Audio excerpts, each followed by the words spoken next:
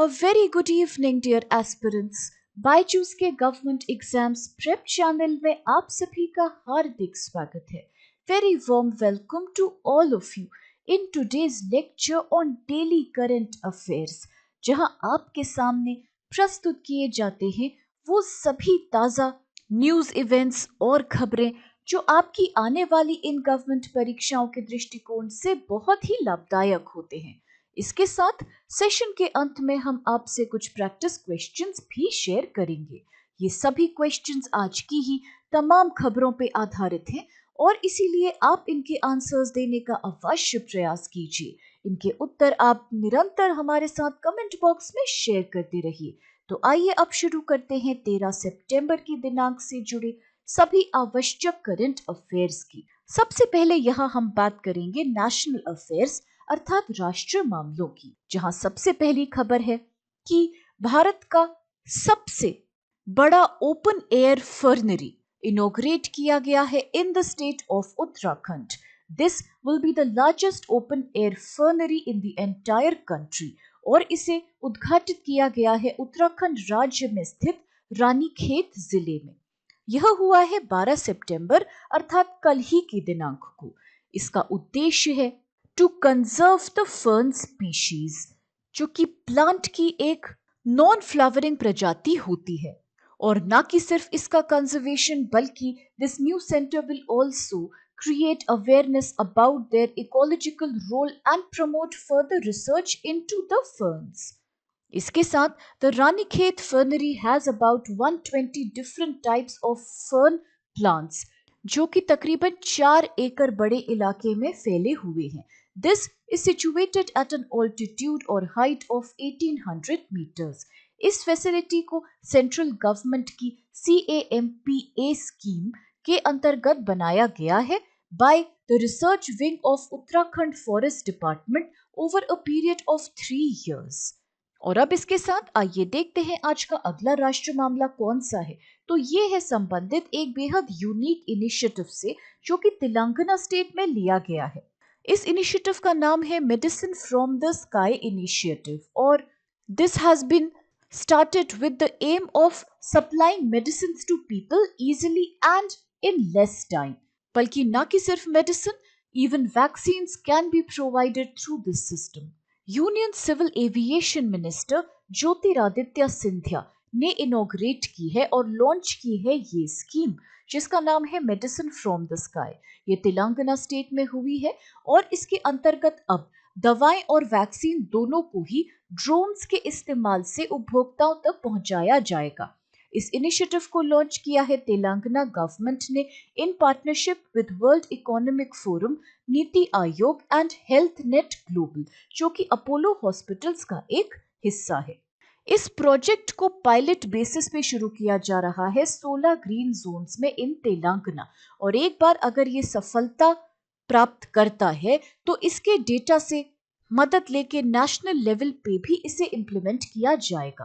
Under the green zone drones को fly करने के लिए कोई परमिशन की जरूरत नहीं पड़ती, परंतु ड्रोन्स फ्लाई करने की परमिशन की आवश्यकता तब पड़ती है when the area is either yellow zone, red zones में नो फ्लाई एरियाज सिचुएटेड होते हैं जहां पे drone activity can not take place. Telangana minister for IT and industries KT Rama Rao ने कहा है कि इन ड्रोन्स के उपयोग से ज्यादा जानें बचाई जा सकेगी. It will also help in transporting vaccines बल्कि इवन ब्लड, क्योंकि अक्सर जब इस तरह के मेडिकल वाइटल्स एम्बुलेंस के द्वारा पहुंचाए जाते हैं नीडी पेशेंट्स और उपभोक्ताओं तक, तब ट्रैफिक की समस्या एक भारी पैमाने पे सामने आती है. Because of the heavy traffic in various big cities in India, medicine and supplies take time in reaching the needy patients. तो इस तरह की समस्या अब खत्म हो जाएगी, इस बात की उम्मीद की जा रही है, क्योंकि ड्रोन्स की कैपेसिटी है to cover 6 kilometers in just a period of 5 minutes और इतने समय में it can easily reach a primary health center. तो अब इसके साथ आइए चल के देखते हैं कि फिर अंतर्राष्ट्रीय मामले या इंटरनेशनल अफेयर्स में आज क्या है सुर्खियों पे. तो सबसे पहली खबर यहाँ एक ऐसे प्रोजेक्ट से संबंधित है जो भारत और डेनमार्क के द्वारा जॉइंट रूप से किया गया है. So India and Denmark have jointly launched a center of excellence on offshore wind. The Union Minister for Power and New and Renewable Energy Shri R K Singh और उनके Danish counterpart mister Dan Jorgensen जो कि Denmark के minister for climate energy and utilities हैं, इन दोनों ने jointly launch किया है इस सेंटर को. This is a part of green strategic partnership between these two countries. Danish minister was accompanied by a delegation of officials while he visited India to hold important meeting and discussion for cooperation in the field of renewable energy और विशेष focus है on offshore wind energy.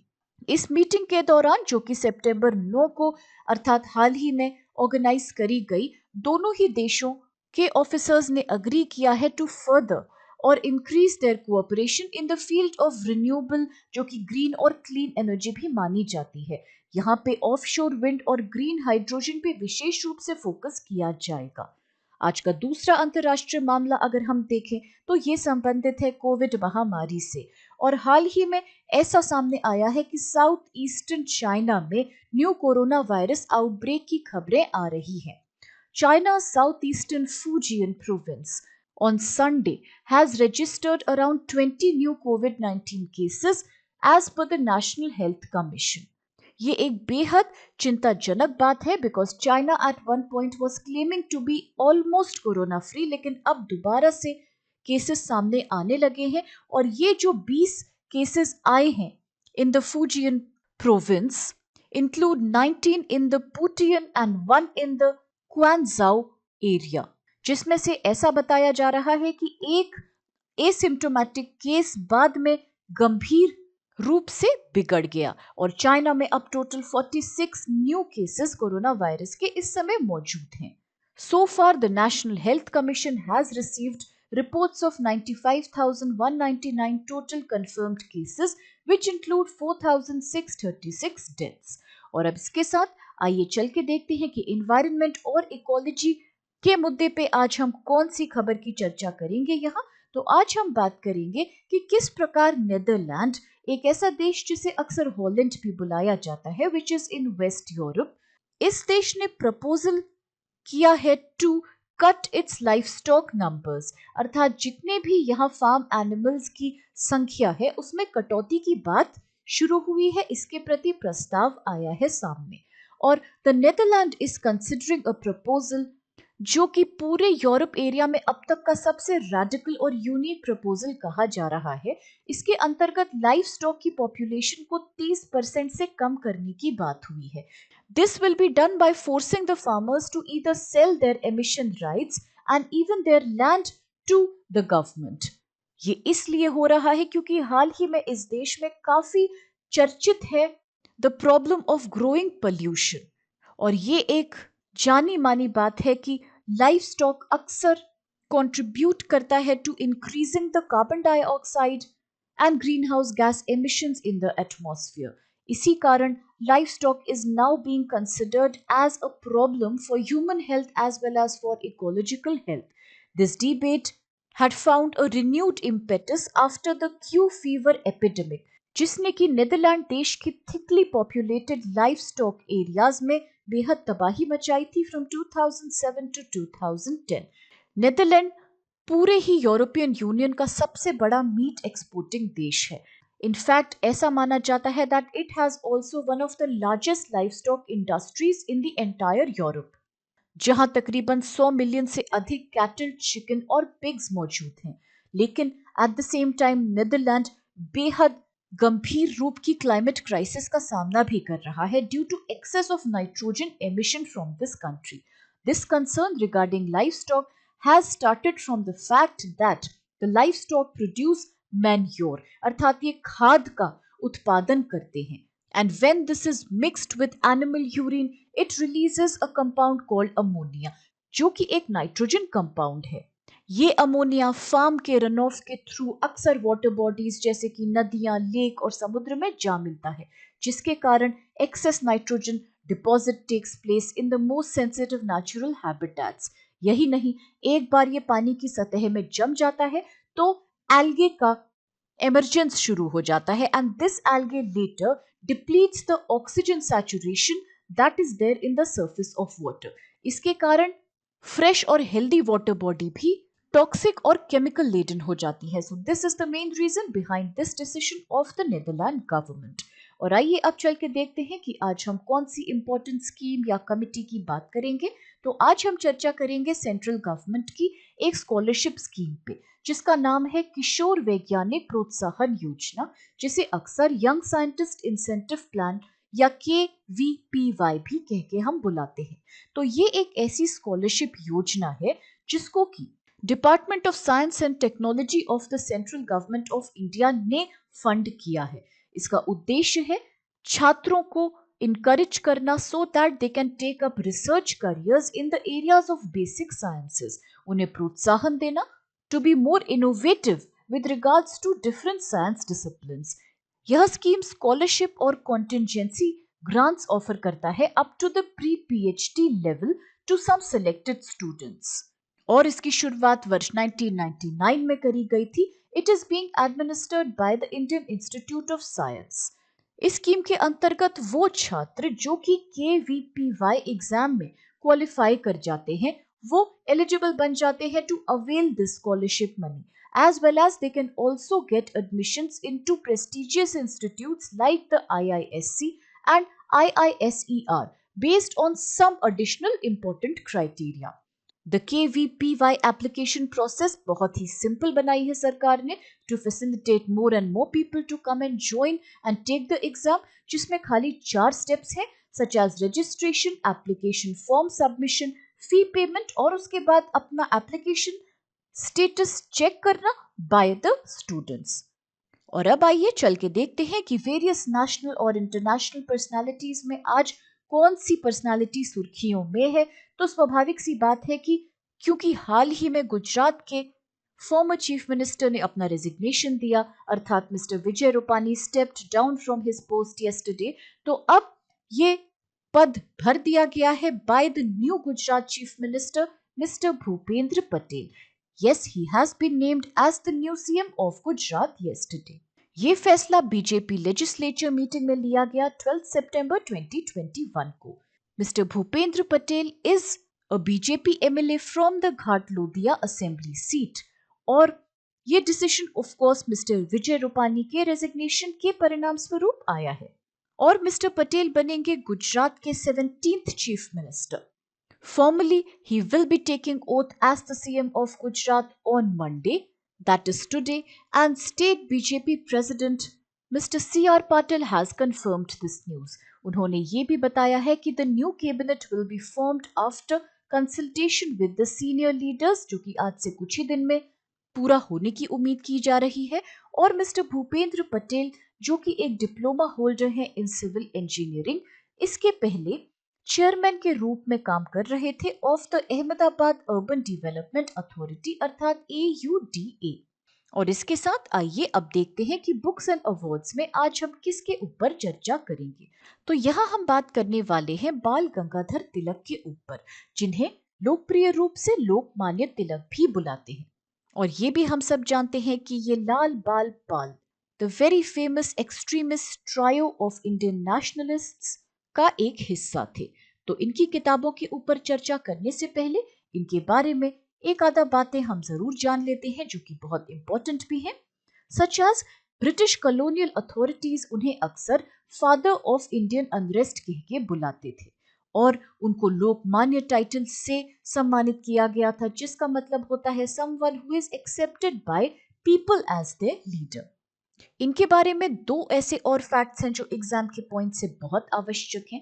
पहला ये कि उन्होंने 2 जाने माने newspapers publish किए थे, namely Kesari in Marathi language and Maratha in the English language. और एक और बात इनके बारे में इम्पोर्टेंट है कि उन्होंने all India home rule league की स्थापना की थी इन 1916 एट बेलगाम. ये लीग सबसे ज्यादा एक्टिव थी in Maharashtra, central provinces, Karnataka and Berar. तो अब चलिए देखते हैं which are the famous books that were authored by him. तो इनकी एक जाने मानी पुस्तक है Gita Rahasya. Apart from that he also wrote another famous book called The Arctic Home in Vedas जहां इन्होंने ये बात सामने रखी थी कि Aryans had come to India from the Arctic region. Apart from that, another book is Orion or Antiquity of the Vedas. इनकी एक और किताब का नाम है A Step in the Steamer. तो इन सभी का नाम आप अवश्य याद रखिए और अब चल के देखते हैं कि बैंकिंग और फाइनेंस अर्थात बैंकिंग और वित्त संबंधी समाचारों में आज कौन सी खबर है सुर्खियों में। तो यहाँ हम बात करेंगे ओला के बारे में कि किस प्रकार Ola electric scooter facility is going to be the largest all women factory in the world. अर्थात ओला इलेक्ट्रिक स्कूटर सुविधा दुनिया की सबसे बड़ी महिला फैक्ट्री बनने वाली है।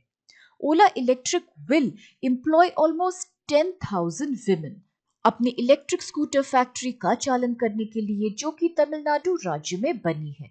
And at its full capacity it will also be the largest in the world for electric scooters. यह बात ओला इलेक्ट्रिक के सीईओ मिस्टर भाविश अग्रवाल ने बताई कि यह विश्व की सबसे बड़ी फैक्ट्री होगी जो कि कंप्लीटली महिलाओं के द्वारा मैनेज करी जाएगी। And 10,000 women will work here at its full capacity। और उन्होंने ये भी बताया कि यह आत्मनिर्भर भारत के अंतर्गत ही किया गया एक स्टेप है, क्योंकि आत्मनिर्भर भारत रिक्वायर्स आत्मनिर्भर women. While one phase of the factory is almost near completion, at full capacity it would be able to make 2 million units of the vehicle per year। और ये न कि सिर्फ भारतीय उपभोक्ताओं की डिमांड को पूरा करेगा बल्कि विदेशी डिमांड को भी केटर करेगा, including US, where deliveries are scheduled to begin from next year अर्थात 2022। The Ola electric factory is spread over almost 500 acres of area और ये नतीजा है of the 2,400 crore rupees memorandum of understanding that was signed with the Tamil Nadu state government in December of last year। इसके लिए land acquisition जो हुआ था वह जनवरी में ही पूरा हो चुका था और कंस्ट्रक्शन लेट फरवरी तक शुरू हो गया था। और इसके साथ अब चल के देखते हैं कि खेल समाचारों में आज कौन सी महत्वपूर्ण खबर है। तो यहाँ हम बात करेंगे एक बहुत ही इंपॉर्टेंट खबर की, जिसके अंतर्गत the US open 2021 women's single tennis title has been won by Emma Raducanu of Great Britain. अर्थात ग्रेट ब्रिटेन की एमा राडुकानु ने यूएस ओपन 2021 महिला एकल टेनिस खिताब जीत लिया है और इन्होंने कनाडा की लेलेह एनी फर्नांडिस को यह खिताब जीतने के लिए हराया in the women singles final title by a score of 6-4 and 6-3, जो कि आर्थर एश स्टेडियम में हुआ इन न्यूयॉर्क ऑन सितंबर 12। यह विश्व की 150वें नंबर पे आने वाली राडुकानु का पहला ग्रैंड स्लैम खिताब बना है और इस जीत के साथ 18 वर्षीय राडुकानु बन गई है the first ever qualifier two capture the grand slam और ब्रिटिश की पहली महिला इस खिताब को जीतने वाली सिंस 1977। और अब आइए चल के देखते हैं कि आज हम कौन से इंपॉर्टेंट फैक्ट्स के ऊपर चर्चा करने वाले हैं। तो जैसा कि आप जानते हैं we have been talking about various important governing bodies of sports across the world. इस संदर्भ में हमने कुछ खेलों से जुड़ी उनकी सर्वोच्च गवर्निंग बॉडीज की चर्चा पूरी कर ली है। तो आज हम अपनी इस चर्चा को फाइनल करेंगे bye talking about few more sports. यहाँ सबसे पहले हम बात करेंगे आर्चरी अर्थात तीरंदाजी के बारे में और इसकी विश्व की सबसे सर्वोच्च गवर्निंग बॉडी है द वर्ल्ड आर्चरी फेडरेशन, जिसे WAB कहते हैं, परंतु इसके पहले इसे FITA कह के बुलाया जाता था। यह गवर्निंग बॉडी है of the archery sport and it is based in Switzerland. यह स्विट्जरलैंड के लोजाने शहर में हेडक्वार्टर्ड है। It is composed of around 156 national federations and other archery associations, and it is also recognized by the International Olympic Committee। अगर बात करें कि इसकी स्थापना किस वर्ष हुई थी, so it was established in 1931 अर्थात 1931 में ये बना था। अगली चर्चा हम जिसके ऊपर करेंगे वो है about the game of table tennis. Table tennis game की अगर बात की जाए तो यहाँ the governing body for all national table tennis associations is the international table tennis federation अर्थात ITTF। एंड इसका रोल है to oversee rules and regulations and seeking technological improvement for the sport of table tennis. ITTF is also responsible for organization of numerous international competitions जिसमें world table tennis championships भी शामिल है। इसकी स्थापना वर्ष 1926 में करी गई थी और इसके हेडक्वार्टर्स भी कई अन्य एजेंसीज की तरह ही स्विट्जरलैंड में स्थित लौजाने शहर में स्थित हैं। तो चलिए अब चर्चा करते हैं आज के तीसरे गेम की, which is judo.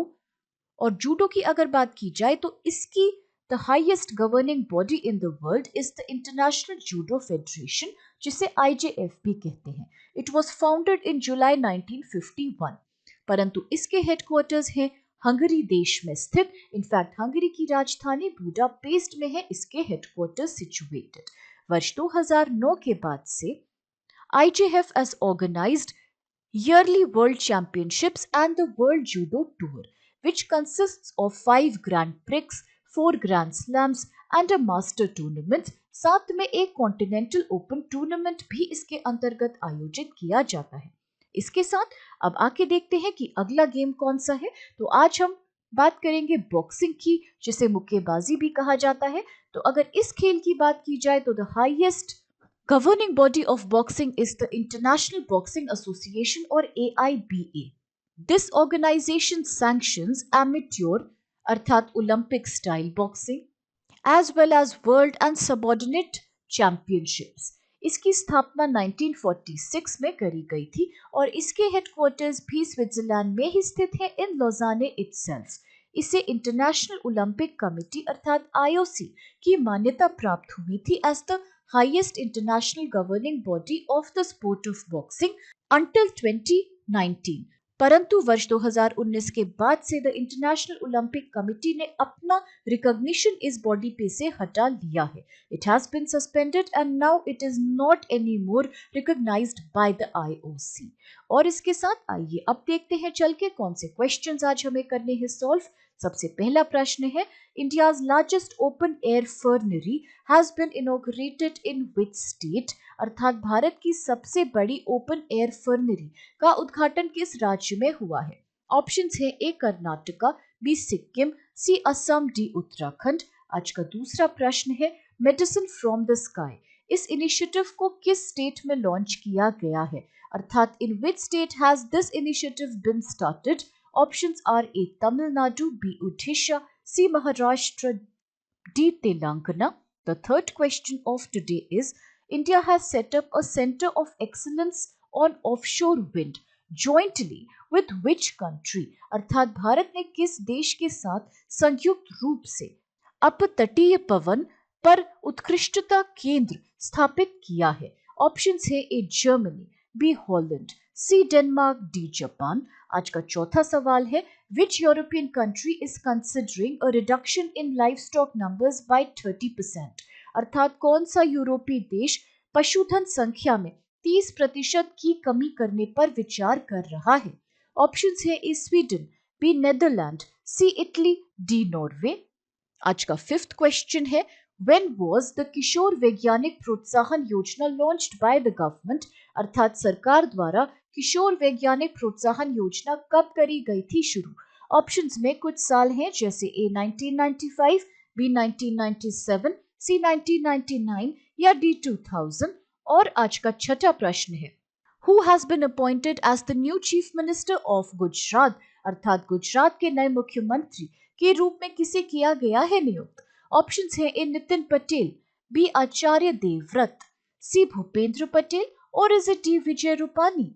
The seventh question is, who is the author of the famous book The Arctic Home in Vedas, अर्थात जानी मानी पुस्तक वेदों में आर्कटिक होम। इसके लेखक का नाम आप हमें बताइए। ऑप्शंस हैं ए दादा भाई नौरोजी, बी AL बाशम, सी लोकमान्य तिलक, डी सुरेंद्र नाथ बैनर्जी। और आज का आठवां प्रश्न है, where has Ola electric scooter facility, the largest all women factory in the world, been set up, अर्थात दुनिया की सबसे बड़ी महिला फैक्ट्री ओला इलेक्ट्रॉनिक स्कूटर की स्थापना कहाँ करी गई है। ऑप्शंस हैं ए असम, बी गुजरात, सी केरला या डी तमिलनाडु। विद दिस आज का नवा सवाल है, Who has won the US Open 2021 Women Singles tennis title? अर्थात यूएस ओपन 2021 महिला एकल टेनिस खिताब की विजेता कौन बनी है? ऑप्शंस हैं ए लेला any Fernandez, B Emma Raducanu, C S Chang और is it D Coco Gauff? और आज का 10वां और आखिरी प्रश्न है, where are the headquarters of the international judo federation IJF situated? अर्थात अंतरराष्ट्रीय जूडो महासंघ IJF के मुख्यालय कहाँ है? ऑप्शंस हैं ए वियना, बी सियोल, सी बुडापेस्ट या डी लुजाने। और अब इन सभी इंटरेस्टिंग क्वेश्चंस और कुछ लाभदायक सवालों के साथ आज के इस सेगमेंट को हम यही समाप्त करते हैं, इस आशा के साथ कि आप सभी को इससे बहुत हेल्प मिलेगी। फ्रेंड्स, अगर आपको वीडियो पसंद आए तो प्लीज चैनल को लाइक, शेयर और सब्सक्राइब अवश्य कीजिए और इन सभी क्वेश्चंस के उत्तर भी देते रहिए हमें कमेंट बॉक्स में। With this, have a great day. Please stay safe and thank you so much to all of you.